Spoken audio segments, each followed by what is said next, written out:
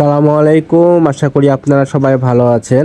আজকে আপনাদেরকে দেখাবো বাংলাদেশ থেকে পাকিস্তানের বিমানের ভাড়া কত বর্তমানে। আমরা অনেকেই জানি যে বর্তমানে পাকিস্তানে যাওয়া যাচ্ছে এবং পাকিস্তানের বেশ কিছু বিমানও আছে যেগুলো ঢাকা থেকে দুবাই ট্রানজিট হয়ে পাকিস্তানে পৌঁছায়। তো আমরা দেখে নেব যে আসলে ঢাকা থেকে যদি আমরা ঢাকা থেকে পাকিস্তান যাই তাহলে বিমানের ভাড়া কত পড়তে পারে। তো শুরুতে আমরা ঢাকা সার্চ দিলাম এবং এখানে পাকিস্তানের ইসলামাবাদ হচ্ছে মেন আন্তর্জাতিক প্রধান বিমানবন্দর, আন্তর্জাতিক ইসলামাবাদ আমি এখানে লিখবো। ইসলামাবাদ হচ্ছে পাকিস্তানের প্রধান আন্তর্জাতিক বিমানবন্দর। তো আমরা যদি পাকিস্তানে যাই, পাকিস্তানের প্রধান আন্তর্জাতিক বিমানবন্দর ঢাকা থেকে পাকিস্তানে যাই, আমরা সাধারণত 15 দিন পরে যাব। তাহলে আমরা এখানে 17 তারিখ সিলেক্ট করলাম। কেউ যদি 18 তারিখ যেতে চায় 18 তারিখে যাব আমরা। তো আমরা 17 তারিখে যদি দেখি যে ঢাকা থেকে ইসলামাবাদের ভাড়া কত, 17 তারিখ বৃহস্পতিবার, এই জন্য 17 তারিখ সিলেক্ট করলাম। আমরা সাধারণত বৃহস্পতিবারে ঘুরতে যাওয়া বেটার হবে।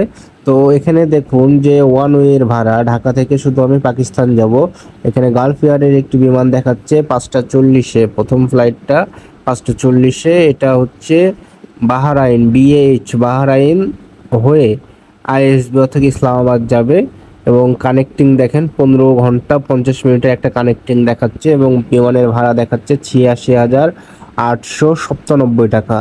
তো অনেক ভাড়া বলা যায় ঢাকা থেকে পাকিস্তান। এরপরে আরেকটি আছে গালফ এয়ারেও এখানে 91,000 টাকা ভাড়া এই ফ্লাইটটায়, 5টা 40-এর ফ্লাইট এবং এখানেও কানেক্টিং টাইম 15 ঘন্টা 50 মিনিট। এরপরে আরেকটি ফ্লাইট হচ্ছে চায়না সাউদার্ন, এটারও অনেক ট্রানজিট টাইম এবং ভাড়াও অনেক বেশি, 98,870 টাকা। আমরা জানি যে ঢাকা থেকে পাকিস্তান ডাইরেক্ট কোনো ফ্লাইট আপাতত নাই, এখনও ডাইরেক্ট ফ্লাইট দেয়নি ঢাকা থেকে পাকিস্তান। আস্তে আস্তে ডিমান্ড যদি বেশি হয় তাহলে কিন্তু ঢাকা থেকে পাকিস্তান ডাইরেক্ট ফ্লাইট দিবে। তো আমরা যেহেতু ওয়ান ওয়ে দেখছি, আমরা ওয়ান ওয়ে দেখবো না, আমরা রাউন্ড ট্রিপ দেখবো, কারণ আমরা তো পাকিস্তান গিয়ে থেকে যাব না, তাই না? আমাদেরকেও ব্যাক আসতে হবে। আর সাধারণত পাকিস্তানে বিমানের টিকিট কাটলেই যাওয়া যাবে, সেই হিসাবে আপনার ব্যাক টিকিট সহই আপনাকে কাটতে হয়, এটাই নিয়ম। তো আমরা যদি বৃহস্পতিবার যাওয়ার প্ল্যান করি এবং আমরা যদি 7 দিন থাকার প্ল্যান করি তাহলে বুধবারে চলে আসি 23শে অক্টোবর। আর আমরা ডিপারেচার দেবো 17ই অক্টোবর আর রিটার্ন ডেট দেবো 23শে অক্টোবর। একজনের ভাড়ায় আমরা দেখব। তো ঢাকা থেকে ইসলামাবাদ 17 অক্টোবর, রিটার্ন করবো আমরা 23শে অক্টোবর। বিমানের ভাড়া কত দেখে নিই, জনপ্রতি যাওয়া আসা মিলিয়ে ঢাকা থেকে পাকিস্তান বিমানের ভাড়া কত পড়ে। দেখুন, ফ্লাই দুবাই 1,43,183 টাকা ভাড়া। আপনি ঢাকা থেকে পাকিস্তান যাবেন, 7 দিন থাকবেন এবং চলে আসবেন আবার পাকিস্তান থেকে ঢাকা, ইসলামাবাদ টু ঢাকা। সেখানে আপনার জনপ্রতি যাওয়া আসা মিলে ভাড়া পড়ছে 1,43,183 টাকা। এটা কিন্তু আপনার ফ্লাই দুবাই ফ্লাইটের ভাড়া পড়ছে। এবং এখানে দেখুন যে কানেক্ট 21 ঘন্টা 15 মিনিট, এত ঘন্টা আপনাকে ট্রানজিট করা লাগছে, অর্থাৎ একটা এয়ারপোর্টে গিয়ে বসে থাকতে হবে এবং এটা দুবাই এয়ারপোর্ট দিয়েছে। দুবাই এয়ারপোর্টে গিয়ে আপনাকে 21 ঘন্টা 15 মিনিট অপেক্ষা করতে হবে। তারপর দুবাই থেকে আবার আইএসবি ইসলামাবাদের উদ্দেশ্যে বিমানটা ছাড়বে। তো আমরা এই ধরনের ফ্লাইট অবশ্যই বুক করব না, আমরা দেখব যে আসলে কম ট্রানজিটে কোন ফ্লাইট আছে। এই পরবর্তীতে যে ফ্লাইটটা দেখাচ্ছি এই ফ্লাইটের ট্রানজিটটাও অনেক বেশি, এটা ওরও অনেক না। এখানে দেখেন ফ্লাই দুবাই 9:55-তে একটা ফ্লাইট আছে, রাত 9:55 ঢাকা থেকে ছাড়ছে, 1,43,000 টাকা ভাড়া আছে এবং এখানে কানেক্টিং টাইম খুবই কম। ফ্লাই দুবাইয়ের এই ফ্লাইটটাই তাহলে আপনারা নিতে পারেন, যে 7 ঘন্টা 35 মিনিটের কানেক্টিং টাইম। আর এখানে আসার সময় ইসলামাবাদ থেকে ঢাকা আসার সময় 7 ঘন্টা 20 মিনিটের কানেক্টিং টাইম, ভাড়া আছে 1,43,183 টাকা। তো ভাড়ার দিক দিয়ে এটা অনেক কম আছে, আর হচ্ছে ট্রানজিট টাইমের দিক দিয়ে এটা অনেক কম আছে। তো এরপরে ফ্লাই দুবাইয়ের পরে আমি অন্য কোনো ফ্লাইট দেখছি না অ্যাভেলেবেল। এখানে আমিরাটসের একটি ফ্লাইট আছে, ট্রানজিট টাইম অনেক বেশি, ভাড়া আরও বেশি, 2,10,472 টাকা। তো অবশ্যই এইগুলো ফ্লাইট নিব না। তার মানে বলা যায় যে ফ্লাই দুবাইয়ের হচ্ছে ভাড়াটা একটু কম আছে এবং সে তুলনায় ট্রানজিট টাইমও ভালো, অনেক কম ট্রানজিট টাইম। এবং বলা যায় যে তাহলে ঢাকা থেকে পাকিস্তান যাওয়ার জন্য ফ্লাই দুবাইয়ের ফ্লাইটগুলোই ভালো হবে সব থেকে বেশি। এবং দুবাইয়ের ফ্লাইট দুবাইয়ের ট্রানজিট হয়ে কিন্তু আপনাকে পাকিস্তান নিয়ে যাবে এবং ট্রানজিট টাইমটা 21 ঘন্টারও আছে দেখলাম, আবার 7 ঘন্টা 35 মিনিটেরও আছে দেখলাম।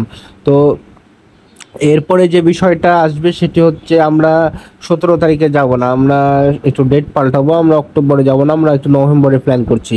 তাহলে আপনি যদি নভেম্বরে যান, নভেম্বরের শুরুর দিকে যদি যান, আপনি 7 তারিখ সিলেক্ট করেন, 7 তারিখ বৃহস্পতিবার, আপনি বৃহস্পতিবার টু বুধবার ট্যুর করেন 7 দিনের নভেম্বরে ট্যুর করবো আমরা। তাহলে নভেম্বরে দেখি আসলে ঢাকা থেকে ইসলামাবাদের বিমানের ভাড়া কত আজকের দিনে।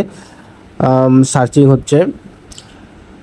সাধারণত বিমানের টিকিট কাটলেই পাকিস্তান যাওয়া যাবে এরকম একটি ঘোষণা আছে, এবং দেখুন যে ফ্লাই দুবাইয়ের ভাড়া 18 ঘন্টার ট্রানজিট আছে, 23 ঘন্টার ট্রানজিট আছে, এবং 1,43,183 টাকা কিন্তু ভাড়া আছে। অর্থাৎ ভাড়া কিন্তু হেরফের নেই, যতই আমরা ডেট চেঞ্জ করি ভাড়াতে কোনো হেরফের নেই, এবং ট্রানজিট টাইমটা কিন্তু অনেক বেশি।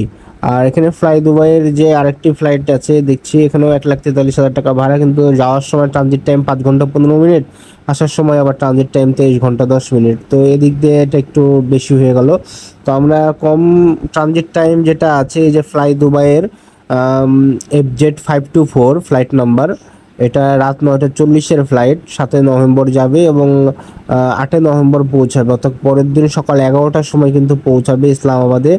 আপনাকে কানেক্টিং টাইম দিচ্ছে 5 ঘন্টা 15 মিনিট, অর্থাৎ দুবাই এয়ারপোর্টে, এটা দুবাই এয়ারপোর্টে থামবে, 5 ঘন্টা 15 মিনিট দুবাই এয়ারপোর্টে আপনাকে অপেক্ষা করতে হবে, এবং আসার সময় 9 ঘন্টা 35 মিনিট দুবাই এয়ারপোর্টে আপনাকে অপেক্ষা করতে হবে।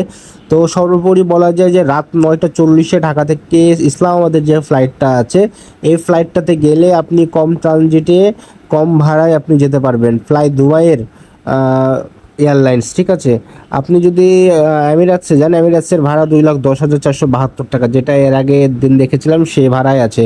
এমিরেটসের ভাড়াটা একটু বেশি, সেই হিসাবে ট্রানজিট টাইমটাও বেশি কিন্তু 13 ঘন্টার, এবং আসার সময় 2 ঘন্টা 20 মিনিটের ট্রানজিট টাইম, এটাও দুবাই হয়ে আসে। তো আপনারা যদি ডেট আরও 1 মাস পরে দেন, অর্থাৎ 2 মাস আগে যদি বিমানের টিকিট কাটেন, যে যদি ভাড়া কম হয়, সেই হিসাব যদি আমরা করি যে ভাড়া আসলে কবে কম হবে, আমরা ডিসেম্বরের মোটামুটি শেষ পর্যায়ে নিলাম, 19শে ডিসেম্বর বৃহস্পতিবার, এবং 25শে ডিসেম্বর আসার দিন ঠিক করলাম। তো আমরা সার্চ দিলাম, আমরা 7 দিন ঘুরতে পারি পাকিস্তানে গিয়ে, 15 দিন ঘুরতে পারি, কোনো সমস্যা নেই। যতদিন ঘুরতে পারি ঘুরবো, কিন্তু সেই হিসাবে বিমানের টিকিট আপনাকে কেটে আসতে হবে। আর হচ্ছে অবশ্যই কোনো ট্রাভেল এজেন্সি বা কোনো ট্রাভেল এজেন্টের মাধ্যমে যদি না যান, আপনাকে অবশ্যই যে যে জায়গায় ঘুরতে যাবেন সেই জায়গাগুলো সম্পর্কে ধারণা থাকতে হবে, এবং বিমানের টিকিট কেটে নিয়ে চলে যাবেন। এই তো বিষয়। তো আমরা যদি দেখি যে অনেক দেরি, অনেক লেট, আমরা ডিসেম্বর সিলেক্ট করেছি, তবুও কিন্তু 1,43,000 টাকা ভাড়া আছে মিনিমাম। এরপরে আমিরাতসে দেখছি 2,35,908 টাকা ভাড়া আছে। অর্থাৎ দূরের ফ্লাইট সিলেক্ট করে যে খুব একটা ভাড়া কমেছে তা না, উল্টো এই দিনকে আমরা যেটা সিলেক্ট করেছি ডিসেম্বরের 19 তারিখ থেকে 25 তারিখ, ফ্লাই দুবাইয়ের কিন্তু একটাই ফ্লাইট শো করছে, এবং ট্রানজিট টাইম অনেক বেশি। হয়তো বা ফ্লাই দুবাই সবগুলো ফ্লাইট এই দিনে এখনও আপলোড করেনি। তো যেটাই হোক, আমরা অবশ্যই কম ভাড়ায় যাব, এবং কম ভাড়া বলতে গেলে 1,43,183 টাকায় পেলাম যাওয়া আসা মিলে জন প্রতি। এবং পাকিস্তান কিন্তু ঘুরতে যাওয়ার জন্য একটি বেস্ট জায়গা। পাকিস্তানে ঘুরতে যাওয়ার অনেক জায়গা আছে, টুরিস্ট স্পট কিন্তু পাকিস্তানে একটা ভালো টুরিস্ট স্পট, আমরা যারা জানি না তারা সার্চ দিলেই বুঝতে পারবো গুগলে। তো এই ছিল আমার আজকের ভিডিও। ধন্যবাদ সবাইকে, সবাই ভালো থাকবেন, সুস্থ থাকবেন। আসসালামু আলাইকুম।